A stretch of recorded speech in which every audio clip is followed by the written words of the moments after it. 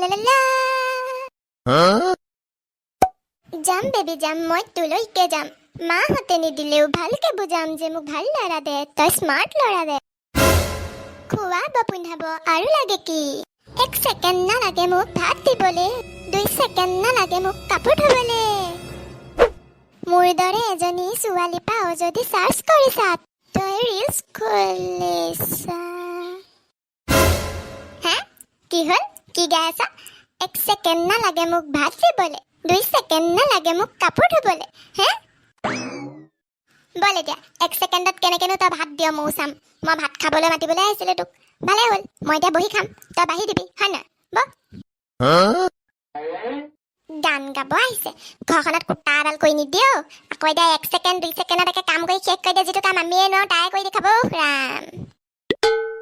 আহিছনে নাই তই গৈছো শেষ কটা গান এটাহে গাইছিলো কিবা এতিয়া মই আকৌ ভাত বাঢ়িবগৈ লাগিব মায়েতো এৰি নিদিয়ে মোক কোনে জানে আজি কাপোৰ ধুবলৈও লগাই নেকি মোক ঠিক নাই কৃষ্ণ প্ৰভু তুমি বচালেহে বচোৱা আৰু মোক আজি तू है क्या मेरे लिए क्या बताऊं मैं तुझे तेरे बिन सांस भी लगे बेवजह मुझे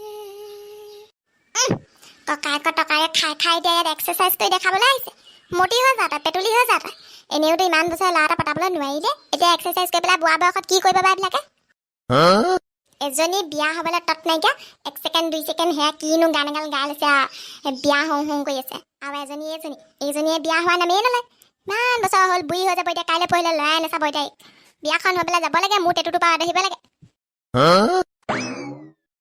হয় তুমি এক্সাৰচাইজ কৰি আছিলা নেকি মই আকৌ গমেই নাপাওঁ নহয় কৰা কৰিব লাগে ময়ো গাভৰুতে নহয় বহুত এক্সাৰচাইজ কৰিছিলোঁ কেনেকুৱা ধুনীয়া আছিলোঁ আৰু মই একদম ওলাই কৰি গ'লে একদম চবেই মোলৈকে চাই থাকে আৰু এতিয়াও কম ধুনীয়া নহয় বাৰু মই এতিয়াও ধুনীয়াই হৈ আছোঁ কিবা কথাত আহিছিলানে বৌ মই মানে তোমাক ভাত খাবলৈ মাতিবলৈ আহিছিলোঁ ভাত বনাইছিলোঁ মই বহুত মানে ব্যঞ্জন বনাইছোঁ আৰু টেষ্টি হৈছে চব মই টেষ্ট কৰি চাইছিলোঁ তাকে একেলগে খাওঁগৈ বোলো ব'লা তুমি যোৱাচোন মই গৈ আছোঁ এইকণ শেষ কৰি লৈ পেলাই মই গৈ আছোঁ যোৱা হ'ব দিয়া তেতিয়াহ'লে ফুলাব একেবাৰে এক্সাৰচাইজ কৰি পেলাই